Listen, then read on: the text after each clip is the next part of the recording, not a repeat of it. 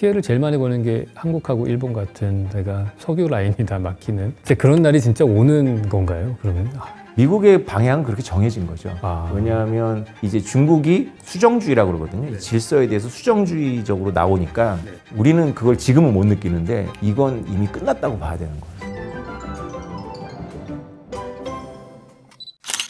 네, 안녕하세요. 왓슨 여러분. 이번 시간에는 정말 귀한 손님 모셨습니다. 제가 보는 유튜브 중에서 역사상 가장 많은 유튜브 클립을 보신 분인 것 같아요. 그래서 왜 제가 딴 데 가면 사람들이 저를 되게 반갑게 보는 분들이 가끔 계시거든요. 제 유튜브 보신 분들이. 제가 딱 그렇습니다. 오늘 처음 뵀는데 너무 오랫동안 본 분 같이 느껴져요. 제가 하도 많이 봐가지고 오태민 작가님 모셨습니다. 저는 개인적으로 오태민 작가님을 어떻게 생각하냐 하면은 비트코인계의 사도 바울이다. 그렇게 생각을 합니다. 기독교의 교리를 정립한 것처럼 비트코인 쪽의 모든 것들을 많은 사람들이 알기 쉽게 그 의미를 풀어서 해석해 주시는 능력이 뛰어나신 것 같고, 다른 경제 채널이나 그런 거 보면은 항상 그냥 이거를 그냥 주식 어떤 그래프나 뭐 돈으로만 생각하는데, 제가 지금도 기억나는 게 가격을 보지 말고 가치를 봐라, 그 말씀을 하셨잖아요. 그리고 이런 암호화폐나 비트코인을 이해하려면은 인간에 대한 이해가 필요하다. 인문학적인 소양이 필요해서 다른 어떤 테크니션, 무슨 프로그래머보다 컴퓨터는 몰라도 인문학적인 소양은 훨씬 있으니까 더 남들이 모르는 걸 보는 것 같다, 뭐 이런 말씀 하신 것 같아요. 진짜 그때 공감을 많이 했습니다. 감사합니다. 본인 소개 간략하게 해주시고 하시는 일이 주로 어떤 거가 있는지 잠깐 소개 좀 해주십시오. 네, 안녕하세요. 불러서 영광입니다. 저는 이름이 오태민이고요. 10년 전에 비트코인을 우연히 발견하고, 그리고 비트코인에 감동해서 비트코인 연구하고 관련한 프로젝트하고 책 쓰고 있습니다. 작가님의 그 책을 2권 봤어요. 비트코인과 지정학. 그게 아주 첫 챕터부터 뼈를 때리더라고요. 그 말씀하신 진짜 감동적이었던 게 어머님 얘기하고 따님 얘기하고 그러면서 지정학을 생각하면서 살아야 되는 시대가 왔다, 뭐 이 말씀 하셨는데 그 잠깐 말씀해 주실래요? 저희 어머님은 이제 돌아가셨는데요. 그 전쟁에 사실 고아였고, 할머니 세대들이 다 그렇잖아요. 네. 그러면서 이제 일어나셨는데, 저희 막내딸은 그런 거 전혀 모르죠. 근데 우연히 제가 애가 셋인데 우리 막내딸이 우리 엄마를 닮았어요. 막내딸이 참 예쁜데 보고 있으면 엄마도 좋은 시절을 만났으면 참 우리 막내딸처럼 예쁘게 자랐겠다 생각도 들면서, 근데 이제 그 서문에 얘기를 많이 하세요. 특히 이제 독자들 중에 나이가 좀 있으신 분은 자신이 살아오셨던 역사니까. 근데 슬픈 게 뭐냐면 우리 엄마나 우리 막내딸이 지정학적으로 같은 챕터 안에 있더라고요. 그리고 이제 우리 엄마는 그 챕터가 시작될 때 이제 유아기를 보낸 거고, 우리 막내딸은 이제 그 챕터가 끝나갈 때 성인이 될 거라서 참 드라마틱하다. 그래서 그 이야기 서문에 썼죠. 약간 저는 그걸 보면서 약간 무서운 생각이 들었어요. 약간 섬뜩한, 시대가 바뀌고 있구나. 그러니까 91년도에 소련이 패망하고 난 다음에 그 이후에 사실 30년 동안 되게 편안하게 살았잖아요. 저희가 뭐 세계 여행도 쉽게 다닐 수 있고. 근데 갑자기 옛날에 70년대 핵전쟁 걱정하면서 살던 그 시절이 떠오르면서 그런 시대가 왔구나. 그 책에서 저는 재밌었던 거가 라인강에 세금 받는 얘기와 태평양과 미군 해군과 뭐 미 국방비와 뭐 쭉 얘기하시잖아요. 그 얘기 좀 해주세요. 너무 재밌었어요, 그게. 네, 제가 비트코인을 발견하고 이제 지인들한테 이제 비트코인을 사라고 하고 공부하라고 했는데, 이제 제 주변에 인문학을 공부한 박사님들이 되게 많아요. 우리 형을 비롯해서. 네네. 그분들이 비트코인을 이해를 못하는 거예요. 머리가 나빠서는 절대 아니거든요. 저보다 공부도 많이 했고 머리도 훨씬 좋은데, 근데 이분들이 모르는 게 뭐냐면 지금 우리가 누리고 있는 많은 질서를 상수로 놓고 계시더라고요. 대표적으로 이제 우리가 달러 질서라고 표현되는 네네. 그 달러 질서를 상수로 놓고 있는데, 그거에서 제가 생각이 달랐던 거죠. 저는 취미 삼아서 지정학 책을 좀 가끔 봤지만 비트코인 하면서는 이제 본격적으로 지정학을 공부했습니다. 너무 관련 있잖아요. 비트코인은 달러에 도전하는데 우리는 지금 달러 시대를 살고 있는데, 그럼 달러는 뭐냐? 달러는 미국의 무역 적자 시대를 말하는 거고요. 미국의 무역 적자 시대란 미국에 의한 항행의 자유, 미국이 1조 달러씩, 거의 1조 달러씩 국방비를 매년 쏟아붓는 그 시스템하고 관련이 있습니다. 근데 그 시스템이 외부적 요인, 내부적 요인에 의해 가지고 이제 끝나가고 있는 거죠. 그렇죠. 우리가 이미 그 징후를 보고 있잖아요. 그래서 얼마 전에 트럼프 대통령 후보가, 전 대통령이 했던 인터뷰가 난리가 났죠. 주한미군 빼겠다. 방위비 분담을 더 내라. 뭐 그 얘기가 딱 그 얘기죠. 그 컨텍스트에서 나오는 얘기죠. 피터 자이언이라는 그 지정학 전문가는 트럼프 대통령을 가리켜서 이렇게 말한 적이 있어요. 미국 대통령이 누가 됐든지 간에 유라시아에서 미국은 철수할 건데 트럼프만큼 이렇게 그 일을 그 꽹가리를 울리면서 극적이고 코믹하게 연출할 사람은 없다. 그러면 언젠가는 철수를 할 거라고 보이는 거예요? 미국의 방향은 그렇게 정해진 거죠. 왜냐하면 그렇게 하고 싶지 않더라도 네. 내부 정치가 그거를 용인하고 있는 수준이 아니고요. 지금 우리가 뭐 미국 대학가에서 반 이스라엘 데모라고 하는 것이 네네. 뭐 정치적으로 보면 이게 뭐 친 하마스 반 이스라엘 뭐 이렇게 보이지만 본질은 반전 운동이거든요. 네네. 근데 반전 운동의 그 근원은 사실은 그 우리가 이 시스템 안에서 이렇게 별로 어려움 없이 자란 세대가 추구하는 정치적 용어로는 그걸 리버럴리즘이라고 하는데 네. 그 리버럴리즘의 꽃이 사실은 이제 평화 뭐 이런 거예요. 근데 사실은 미국 정치는 리버럴리즘이 장악한 지 오래됐죠. 그게 네. 이제 민주당 정권인데 네. 민주당 정부는 사실은 공화당에 비해서는 좀 더 세계 경영을 좀 더 적극적으로 하죠. 공화당은 이제 옛날엔 아니었는데 지금의 트럼프에 의한 공화당은 노골적으로 고립주의를 추구하거든요. 네. 그러니까 이 얘기는 되게 무서운 이야기입니다. 좌우라는 말이 한국에서는 좀 이상하게 쓰이기 때문에 조심스럽지만 미국의 좌파는 결국은 반전 때문에 전쟁 개입을 용인하지 않을 거고요. 미국의 우파는 고립주의 때문에 미군 철수를 종용할 거예요. 결국에는 결과는 똑같네요. 원인은 달라도. 그렇죠. 그러니까 한반도의 군대를 특히 육군을 주둔시켜서 한반도의 평화를 지켜주자는 정치 세력은 미국에 없습니다. 만약에 그렇게 철수를 극동아시아 쪽에서 하게 되면은 그러면은 중국이 태평양으로 진출하고 이제 그것도 그냥 오케이 하겠다 그렇게 봐야 되는 건가요? 그게 놀라운 게요. 제가 최근에 공부를 하면서 정말 소름이 돋았던 게 중국이 잘못하지 않았다면 그렇게 되게 되어 있었어요. 그러니까 미국은 서태평양에까지의 그 힘을 투사하기가 너무 힘들어서 미국엔 동맹주의라는 게 있거든요. 그러니까 미국은 제국주의를 안 하잖아요. 노골적으로는. 우리가 그걸 제국주의로 부를지언정. 제국주의 대신에 동맹주의를 추구하는데 동맹주의라는 게 뭐냐면 현재 동맹을 내세워서 그 동맹이 열심히 싸우면 그 뒤에서 지원하는 시스템입니다. 우리가 지금 우크라이나에서 보고 있는 형태가 전형적이거든요. 근데 한반도에서는 이상하게 그 당시 이제 그 1945년대 전쟁이 끝나고 미국의 내부 정치와 그 스탈린이라는 아주 독특한 캐릭터 때문에 미국이 한반도에 말려 들어온 거죠. 그러다가 못 나간 거예요. 우리나라 이승만 대통령의 어떤 리더십도 있었고. 그런데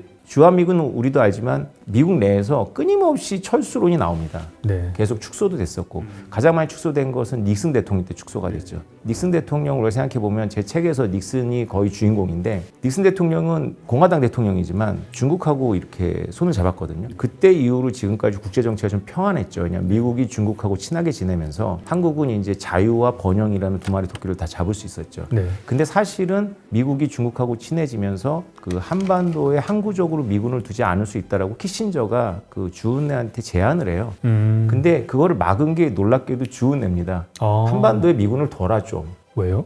일본 견제가 있는 거죠. 그 얼마 전에 기억납니까? 기억나십니까? 폼페이오 국무장관이 회고록에서 김정은 국방위원장이 미군을 둬라 그랬잖아요.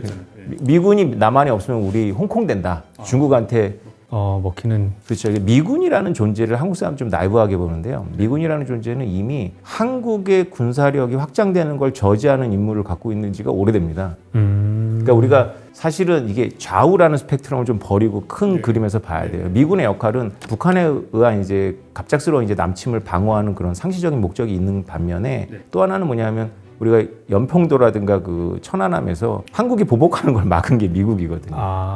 그래서 우리나라에서는 이제 자주국방을 얘기하면서 이제 전시 그 지휘권을 가져오자는 게 우리나라는 좌파에서 주장하잖아요. 네. 근데 오히려 미국은 그게 좌우는 아니죠. 미국의 이제 국방 관료들의 요구 사항이기도 합니다. 네, 그런 이야기는 이제 좀 더 이제 이 분야의 전문가 같은 분들이 이제 더 해줄 이야기인데 어쨌건 미국은 항공모함 같은 나라잖아요. 큰 방향은 서태평양에서 빠지는 쪽이었는데 그 동맹은 중국이었던 거죠. 암묵적으로.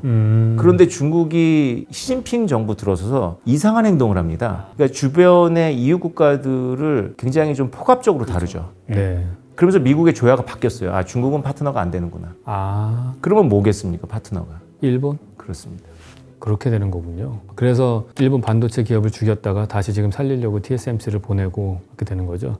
근데 저는 이거랑 연결해서 그 칩워라는 책을 보면은 그거 외에도 다른 중국은 어떻게 실패하는가 이런 책을 보면은 한국 얘기가 거의 안 나와요. 나는 이렇게 두꺼운 반도체 얘기 나오는데 삼성전자 얘기 한 5페이지 나오나?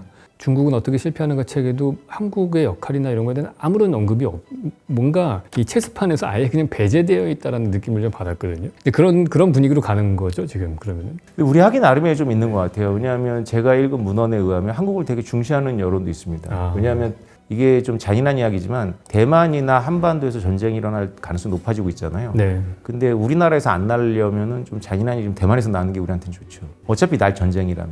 원래 그렇습니다. 2차 세계대전이 끝나고 소련은 오래전에 됐지만 중국까지 이제 공산화가 됐잖아요. 그러면서 대륙이 뻥 뚫렸어요. 원래 이제 미국 입장에서 봤을 때 이 유라시아 대륙의 핵심부, 이게 지정이 되게 중요한 개념인데 이 핵심부를 이제 막아주던 게 독일하고 이제 일본 제국이었거든요. 네. 독일하고 일본 제국이 소련의 팽창을 막는 어떤 그 코르크 마개 같은 역할을 했어요. 근데 미국이 뽑아버렸잖아요. 일본도 뽑아버리고 독일도 뽑아버리니까 소련이 통제가 안 되는 거죠. 소련이 통제가 안 됐는데 그 당시 미국 조야는 친소파가 주도했어요. 특히 루즈벨트 대통령 같은 굉장히 친소파였거든요. 근데 루즈벨트 대통령이 갑자기 서거하시면서 바로 이제 부통령이던 트루만이 됐는데 그때 스탈린이 트루만의 의지를 시험하죠. 그게 베를린 봉쇄입니다. 근데 트루만이 선거에서 압도적으로 질 걸 예상하고 있었는데도 과감한 결단을 내리죠. 그래서 1948년도에 베를린에 비행기로다가 이제 애들 크리스마스 케이크까지 배달하는 껌과 사탕을 배달해주는 그런 이제 대응을 합니다. 그게 미국한테 잘 보였나 봐요. 그래서 원래 질 선거였는데 모든 언론이 진다라고 이제 트루만이 재선에 성공을 하죠. 트루만 입장에서 첫 번째 선거입니다. 어차피 승계를 받은 거니까. 그러면서 바로 6.25가 터졌는데 6.25사를 제가 이제 그 책을 쓰면서 이제 여러 책의 6.25사를 공부해 봤더니 유라시아 반도의 동쪽 끝에 있었던 6.25하고 유라시아 반도의 서쪽에 있었던 그 독일하고 이게 연결이 되어 있어요. 또 언제나 그랬던 것 같아요. 스탈린 입장에서는 유럽이 중요한 전장인데 유럽에서 붙으면 미국이 참전할 거라는 확인을 한 거죠. 베를린에서. 그래서 아시아를 도발합니다. 일본 제국제 영역이었던 거에서. 그런데 역시 스탈린의 예상과 빗나가게 참전하죠. 미국이. 트루만의 어떤 그런 바로 결정했다고 하더라고요. 그러니까 이게 우크라이나에서 지금 일이 일어나고 있잖아요. 그게 이제 이 대만이나 한반도에서 전쟁이 나는 거에 미리 일어난 걸 수도 있고 오히려 우크라이나 전쟁을 통해서 막을 수도 있고 지정학은 또 나름대로 생물이기 때문에 움직이죠. 다만 우리가 이제 알아야 되는 건 뭐냐면 달러나 미국의 무역 적자, 그 다음에 미국에 의한 유라시아의 유조선이라든가 상선이 천천히 다녀도 어떤 해적도 없고 어떤 나라도 관문을 가지고 막지 않는 이 시대가 상수는 이제 아니다. 이건 끝났다. 그러니까 그 책에서도 말씀하신 것처럼 미 해군의 유지비가 너무 많이 들어서 그 이자도 못 내는 지경이 되면은 이제 철수를 하기 시작을 하고 피해를 제일 많이 보는 게 한국하고 일본 같은 데가 석유 라인이 다 막히는 그런 날이 진짜 오는 건가요? 그러면? 그게 점점 앞당겨졌죠. 미국이 이자율을 계속 올리고 있잖아요. 그래서 그 미국이 이자율을 높이면 강달러가 유지가 되는데 문제는 뭐냐면 미국도 이자를 갚아야 돼요. 채권을 발행했기 때문에. 그래서 올해가 아마 처음으로 국가는 원래 채권을 갚지 않습니다. 채권의 이자를 갚죠. 그 이자 지출 비용이 국방 예산보다 올해 처음으로 넘는 됩니다. 이거 되게 불길한 징조예요. 그렇죠. 니얼 퍼거슨이라는 이제 역사학자에 의하면 모든 제국이 그 이자 비용이 그 국방 비용을 넘어서면서부터 제국의 역할을 못한다 이렇게 얘기를 하거든요. 하여튼 그런 변화의 시기에 우리가 살고 있는 거고 이제 이것과 뭐 비트코인하고는 어떻게 이제 연관이 되는지 그 얘기도 좀 한번 해주시겠습니까? 중요하죠, 비트코인이. 왜냐하면 미국의 달러가 기축통화잖아요. 그래서 미국의 달러가 기축통화라는 건 뭐냐면 미국과 전혀 무역을 하지 않는 제3자들 간의 무역에서 달러를 쓴다는 거예요. 대표적인 게 이제 오일입니다. 그쵸. 원래 달러는 금하고 연동이 되어 있었는데 베트남전을 치르면서 미국이 감당을 못한 거예요. 그래서 사실은 부도수표를 낸 거죠. 그러니까 이제 그거를 굉장히 빠르게 눈치챈 프랑스가 금으로 바꿔달라고 하니까 이제 결국 못 버티고 금하고 연동된 건 이거는 못한다. 그러고 나서 미국이 바로 시도한 게 사우디아라비아를 만나서 너희 그 기름 결제할 때 달러를 써달라라는 거죠. 그래서 우리가 흔히 그러잖아요. 비트코인 어디다 쓰냐 이렇게 물어보잖아요. 그럼 비슷하게 그럼 달러라는 그 종이는 어디다 쓰냐? 그거 기름 살 때 써. 이렇게 말할 수 있는 거죠. 그래서 달러의 지위가 이제 공고해졌죠. 물론 금에 대해서는 엄청나게 내려갔지만 모든 나라들이 호르무즈 해협에서 기름을 싣고 오려면 달러가 필요했어요. 근데 그거에 대한 균열이 시작이 됐죠. 왜냐하면 이 미국 시스템에서 큰 게 바로 중국인데 이 중국이 배반을 시작한 거예요. 원래 미국 시스템 안에서 팩스 아메리카 안에서 큰 나라가 독일하고 일본인데 독일하고 일본은 미국한테 대항할 생각이 없었어요. 왜냐면 2차 세계대전한테 져봤기 때문이고 핵폭탄을 맞아봤기 때문에. 근데 중국은 미국에 의해 가지고 WTO도 들어가고 미국의 무역 적자를 통해서 성장한 나라인데 미국한테 도전하죠. 가장 대표적이고 두드러진 도전이 바로 달러 시스템에 도전하는 겁니다. 원래 이게 암묵적인 약속이 뭐냐면 포커라고 치면 미국은 포커 하우스도 운영하고 포커 선수이기도 해요. 이게 좀 특이하죠. 미국은 포커 하우스, 무역의 질서도 제공하고 무역하는 파트너기도 하거든요. 그럼 일본하고 독일이 계속 포커를 따요. 그러면 이제 하우스 주인이 나와가지고 하우스 닫는다 그러면 여태까지 땄던 칩을 이제 일부를 독일하고 일본은 미국한테 줍니다. 채권을 사는 걸로. 그렇죠. 주기적으로 줬어요. 주기적으로. 그게 이제 뭐냐, 미국의 국채를 사는 거죠.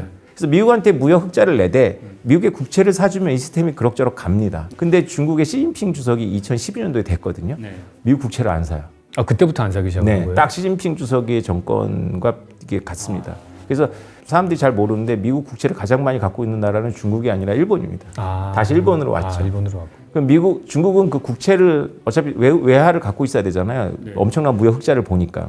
그걸 어디다 쏟아부은 거냐면 1대1로라에 쏟아부은 거예요. 이제 여러 나라에 나눠주고 그다음에 특히 중국의 서쪽에 나눠줬는데 중국이 실수를 많이 한 거죠. 그러니까 차라리 미국 거를 사줬으면 미국이 진짜로 서태평양 지역에서는 중국이 말하는 평화로운 패권에 이양을 했을지도 몰라요. 미국에도 굉장한 친중파들이 있었거든요. 대표적인 친중 가문이 바로 클린턴 가문입니다. 부부지만. 네. 부시 가문도 그랬어요. 그래서 한때 미국은 아버지 부시, 아들 부시, 남편 클린턴, 아내 클린턴 이렇게 이어졌거든요. 다 친중 가문이라고 볼 수 있어요. 그랬는데 이제 그 분위기가 싹 바뀐 거죠. 중국이 이제 미국 채권을 안 사주니까 달러 시스템이 흔들린 겁니다. 그럼 이게 비트코인이랑 무슨 상관이 있느냐? 미국이 어디까지 용인할지의 문제인데요. 이라크도 달러를 대신 결제를 유로화로 한다 그랬는데 얼마 후에 사담 후세인이 제거가 됐고요. 이건 음모론에 의해서는 이제 달러 때문이라는데 관련은 조금 있습니다. 근데 지금 사우디가 그러고 있잖아요. 그렇다고 해서 미국이 사담 후세인을 따듯이 사우디의 빈살만 딸 수 있느냐? 그건 아닐 거예요. 그렇지만 우리가 보듯이 중동 질서가 엉망이잖아요, 지금. 옛날하고는 좀 다르잖아요. 엉망으로 가고 있잖아요. 이게 달러의 태조하고 무관하지 않습니다. 그러면 국제 무역에서 뭔가는 신용의 담보물이 돼야 되는데 달러가 아니다. 그럼 위안화를 용인할 거냐? 그렇진 않아요. 그리고 엔화나 이런 것들이 그걸 원하느냐? 본인들이 원하지 않습니다. 결국은 그러면 국제 무역은 일어날 텐데 어쨌건 그러면 뭔가 스탠다드가 있어야 돼요. 금으로 이제 생각을 많이 하죠. 근데 저는 이제 금이 갖고 있는 어떤 단점을 극복한 게 비트코인이기 때문에 비트코인 굉장히 유력하다. 그러면 저는 궁금한 게 아까 어쨌든 이게 기축 통화가 되려면은 적자를 봐가지고 자기 돈을 외국으로 뿌려야지만 되는 거고 그거의 메인이 결국엔 석유를 사는 거였는데 미국이 지금 석유가 자립을 하고 있잖아요. 그렇죠. 그럼 사우디로 주던 달러가 없어진 거잖아요. 그러면 도대체 달러는 이제 어떻게 세계 시장으로 미국에서 주문해서 나오게 되는 거예요? 아직은 미국은 무역 적자 국가고 물건으로. 네, 그리고 미국은 이제 당분간은 무역 적자보다는 이제 재정 적자가 문제인데 재정 적자가 점점점 커질 거예요. 그럼 결국 미국의 채권을 외국에서 사줘야 되는 거죠. 물론 민간 기업도 삽니다. 그런 게 일단 그게 딱 우리가 알고 있는 본원통화 달러는 아니지만 미국 국채라는 게 달러거든요. 큰 단위의 달러니까 그런 식으로 이제 어느 정도는 공급이 되는데 문제는 뭐냐면 너무나 상식적인 이야기지만 돈을 마구 찍어내면 돈의 신뢰도가 낮아져요. 그렇죠. 그래서 이미 이 브레튼 시스템이라 가지고 전쟁이 끝나고 2차 대전이 끝나고 나서 세계가 모여서 어떻게 평화를 지속시킬 할 때 나왔던 이제 질서가 바로 우리가 누리고 있는 이 달러 중심 체제인데 여기에 결정적인 결함이 있다라는 거를 미국의 대학 교수가 밝혀요. 그게 이제 오래됐습니다. 1960년대. 그걸 트리핀 교수라고 하는데 트리핀 딜레마라는 게 바로 미국은 기축통화기 때문에 달러를 찍어낼 수밖에 없고 달러를 찍어내면 달러에 대한 신인도가 낮아지고 이 딜레마에 계속 갇히게 된다라는 거죠. 실제로 그 딜레마는 과학적인 관점이고요. 그 문제를 이제 순수 경제적으로는 달러는 진작에 기축통화에서 퇴장됐어야 되는데 그게 이제 1970년도에 이제 금창구를 닫거나 2008년도에 이제 리마우스 사태 이런 게 전부 그 일종의 디폴트였거든요. 그런 경제적으로는 순전히 트리핀 딜레마에 의해 가지고 이제 붕괴됐어야 되는데 정치로 이거를 얼기설기 지금까지 온 거죠. 근데 이제 이 정치로 이걸 얼기설기 지금까지 왔는데 이제 중국이 수정주의라고 그러거든요. 이 질서에 대해서 수정주의적으로 나오니까 우리는 그걸 지금은 못 느끼는데 이건 이미 끝났다고 봐야 되는 거예요. 그래요? 이게 전 세계에 무역하는 나라들이 합의를 해도 이 시스템은 어려움이 있어요. 평화적일 때도 어려움이 있는데 지금 그러니까 전쟁이 일어날 정도의 위기잖아요. 중국과 미국의 어떤 물론 전면전은 아니겠지만 국지적으로는 일어날 수 있거든요. 그런 상태니까 이거는 이미 우리 선배 세대가 열심히 일했지만 그때는 좀 지정학적으로는 좀 평화로웠던 온실이었던 거죠. 근데 원래 국제 질서가 이래요. 우리가 지난 길게 보면 80년, 짧게 보면 지난 한 30년이 되게 예외적이었던 거죠. 그럼 아까 저는 이제 제가 질문은 하지만은 설명을 해주셔도 아마 이해를 못할 겁니다. 근데 시청자분은 이해할 수 있을지 몰라서 달러의 시스템들이 지금 수정주의를 갖고 오는 중국 때문에 이제 인정이 안 되면서 그게 점점 붕괴가 될 것이고 어차피 이자도 다 못 메꾸고 있고 그러면은 첫 번째 질문은 미국 경제는 그럼 어떻게 되는 겁니까? 두 번째는 아까 비트코인이 그걸 대체하는 어떤 기준이 될 거라고 했는데 그건 도대체 어떻게 기준이 될 수 있는 건지 상상이 전 잘 안 가요. 미국이 이렇게 세계 문제에 이렇게 오지랖 넓게 관여한 게 얼마 안 됩니다. 그러니까 미국은 원래 제 책에도 그 부분을 썼지만 고립주의가 굉장히 팽배한 나라입니다. 미국의 시야라는 거는 사실 태평양과 대서양 너머까지는 있지 않고요. 자기가 속해 있는 아메리카 대륙의 북아메리카, 그다음 남아메리카 대륙까지가 이제 원래 시야였다가 2차 세계대전이 끝나고 나서 의무를 떠안은 거죠. 그래서 원래 미국의 선조들이 계속 경고를 했어요. 우리는 덩치 큰 스위스로 남아야 된다. 저 대륙의 오래된 서로 원한 관계. 그러니까 어떻게 미국이 한국과 일본의 그 오랜 역사적 그거를 풀겠어요. 못 풀죠. 네. 근데 같은 동맹 안으로 묶어야 되거든요. 그러니까 미국 입장에서는 그냥 무리수가 나오면 이 안에서는 막 뭐 서로 안 한다 막 이렇게 나오잖아요. 미국은 한국과 일본만 있는 게 아니잖아요. 그런 게 다 영국과 프랑스도 있고 온갖 데 다 있고 중동은 이거보다 훨씬 더 복잡하고요. 예, 이게 빠져야 된다라는 이제 계속 있는데 우리가 트럼피즘이라는 걸 잘 봐야 돼요. 그 할아버지가 그 정력 좋은 할아버지가 막 다니면서 막 하면 우리는 자꾸 뉴스를 보다 인물 중심으로 보니까 그분이 워낙 재밌으니까 네. 그분만 대통령이 안 되면 괜찮다 이렇게 착각을 하죠. 근데 그분은 어떤 세력에 의해 지지를 받는 거죠. 그 세력은 이제 프로파일이 다 나왔어요. 백인, 고등학교 졸업자, 그다음 미국의 중부. 그러니까 미국은 두 개의 미국이 있다라고 하잖아요. 네네. 미국의 중부에 우리가 옛날 영화 같은 데서 보는 그런 전통적인 미국이 있고 우리가 동경하는 또 미국은 뉴욕, 그다음에 LA, 샌프란시스코 이런 데. 뭐 자유를 극단적으로 추구하고 그다음에 GDP도 높고. 근데 미국이 세계화를 추구하고 세계화 질서를 부여하고 달러를 세계화시키면서 소외된 사람들이 바로 지금 말한 그 미국 중부의 고등학교만 졸업한 백인 남성들이에요. 이들이 옛날에는 가부장으로서 권위에 있었고 신앙도 지키고 그다음에 준수한 철강 공장이나 이런 자동차 하청업체에 평생 직장 다니면서 준수한 월급 받아가지고 주말에 가족하고 피크닉 가고 그렇죠. 권위를 가질 수 있었어요. 네. 근데 이런 제조업이 전부 외국으로 나가니까 게다가 이제 양쪽 해안 지역을 중심으로 해가지고 리버럴한 문화가 자꾸 이렇게 올라오니까 권위가 없는 거예요. 뭐 신앙이라는 전통도 없어지고 가부장의 전통도 없어지고 이들이 소외가 되어 있었는데 이들의 마음을 귀신같이 읽은 분이 바로 트럼프인 거죠. 그래서 저 트럼프 연설을 많이 받고 책도 봤거든요. 이제 언어의 마술사예요. 어떻게 우리가 얘기하면 지정학적으로 이렇게 복잡하게 얘기해야 되는데 그 이야기를 이렇게 압축해서 해주는 거죠. 저는 이 지정학 공부를 이제 2015년, 16년도부터 봤는데 그때 트럼프 현상이 시작됐어요. 2016년도에 대선 유세를 쭉 보니까 정말 트럼프가 정말 그걸 잘하더라고요. 다니면서 유세를 하면서 한국, 일본, 독일 얘기를 꼭 하는 거예요. 그리고 사우디 얘기를 가끔 하고 이 나라의 공통점이 뭐냐? 잘 산다. 이 나라의 공통점이 뭐냐? 우리가 도와준다. 말이 되냐? 그 사람들이 막 열광하는 거예요. 게다가 여기 독일하고 일본은 미국한테 2차전에 진 나라잖아요. 졌는데 미국이 완전히 도말하지 않고 살려준 나라잖아요. 이 나라들이 미국보다 더 1인당 GDP가 올라가고 막 이러잖아요. 그러니까 미국인들이 그 제조업 국가거든요. 독일하고 일본은. 그쵸. 원래 그 제조업이 미국에 있었던 제조업이 일로 간 거죠. 그래서 우리가 단순히 보기에는 트럼프가 반중인 것 같지만 제가 2016년 느낄 때는 사실 반중이기 전에 반 일본, 반 독일, 반 한국, 반 사우디였어요. 그게 얼마나 사실에 부합하는 건 중요하지 않은 것 같아요. 미국 사람들이 어떤 일반적인 인식이거든요. 우리가 정말 착각하면 안 되는 게 미국이라는 게 실체가 없잖아요. 미국이라는 건 우리나라도 실체가 없듯이 어떤 사람들인데 사실 한반도에 미군을 둬서 항구적으로 한국의 안정을 지켜줄 그런 미국 어떤 사람이 머릿속에 그려지는지 우리가 생각을 해봐야 돼요. 뭐 아무도 못 찾. 그런 사람들이 없다는 거예요, 지금. 그런데 그러면 비트코인 얘기를 해야죠. 비트코인 이제 트럼프하고 이제 비트코인 얘기를 제가 하면서 늘 이제 한 가지 매듭이 안 풀렸던 게 트럼프 이분이 비트코인을 안 좋아하세요. 바뀌었더라고요. 네. 근데 이제 입장 바꿨죠. 이제 딱 그림이 띄어지는 거. 그러면 달러를 누가 주장하는 거냐면 우리가 트럼프가 말하는 딥스테이트라고 하는 거. 약간 음모론에 쓰는 용어지만 트럼프 용어거든요. 딥스테이트는 뭐냐면 미국의 엘리트들을 말해요. 동부와 서부, 세계를 중심으로 경영하는 IT 업체와 금융 업체예요. 이들은 달러 시스템을 원해요. 달러 시스템을 좋아하고 달러 시스템에서 자신들이 컸으니까. 그렇지. 제조업 해가지고 받는 연봉하고 펀드 매니저 해가지고 받는 연봉하고 완전히 천지 차이잖아요. 그러니까 기존의 미국에 의한 세계 평화 속에서 이런 계속 세계를 중심으로 경영을 해나가는 이런 걸 좋아하는 엘리트들은 달러 체제가 너무 익숙하고 좋은 건데요. 이 비트코인을 좋아하는 사람들은 우리가 텍사스에 이렇게 말씀드리면 좀 우리나라에서는 없으니까 좀 상상이 잘 안 날 텐데 지하 벙커에 핵 전쟁을 예방하려고 벙커를 만들어 놓고 아, 예. 거기에 통조림을 한 20년어치를 재워놔요. 이분들은 총기의 절대적인 옹호론자예요. 네네. 이분들은 국가가 자기 거를 뺏어갈 수 있다라고 생각하기 때문에 언젠가는 국가를 대항으로 싸워야 된다고 생각하는 사람들이죠. 이 사람들은 비트코인을 처음부터 발견했고 비트코인을 발견한 축 중에 하나예요, 이들이.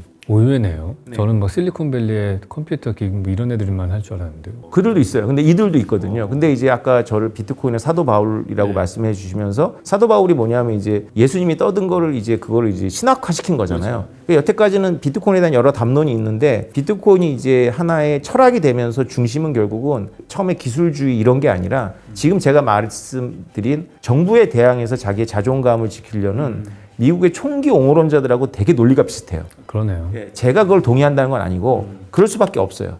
근데 드디어 트럼프 대통령 후보가 이들의 표를 얻기 위해서겠지만 친 비트코인에 돌아섰거든요. 네, 공식적으로 돌아섰습니다. 이거는 의미가 있는 거예요. 왜냐하면 그냥 우연히 이렇게 같은 이야기를 떠드는 것도 의미가 있지만 그 트럼프는 비중이 높은 인물이니까. 근데 이게 철학적으로 연결이 되는 거거든요. 트럼프의 지지자들과 이 비트코인이 갖고 있는 어떤 맥락은 뭐냐면 연준이라는 중앙은행이라는 그 권한을 뺏어오겠다는 거예요. 미국이 중앙은행이 생긴 지 얼마 안 됩니다. 원래는 처음에 건국 때부터 있었는데 미국 사람들이 워낙에 중앙은행이라는 걸 싫어해요. 그래서 중앙은행 없이 그냥 은행들이 이렇게 하다가 경기 안 좋으면 은행들이 망하고 그럼 네 책임이야 뭐 이러면서 은행들을 망하게 용인하는 나라인데요. 근데 이제 하도 그러니까 이제 이 1900년대 초에 이제 연준을 근데 중앙은행이라는 말, 센트럴 뱅크라는 말을 쓰면 이제 탄핵을 당하니까 아주 애매한 말을 쓴 거죠. 연방준비제도 이런 말을 쓴 겁니다. 그런데 이 중앙은행을 싫어하는 어떤 그런 미국의 어떤 그 이건 리버럴이 아니라 아주 극단적인 리버테리안적인 마인드인데 그런 개념들이 트럼프를 지금 옹립하는 거하고 모아지고 있어요. 그러면 현실적으로는 비트코인이 그런 어떤 성향이고 철학인데 그럼 현실적인 비트코인은 어디까지 갈 수 있느냐? 네. 이게 진짜 중요한 포인트입니다. 비트코인을 왜 사셔야 되냐면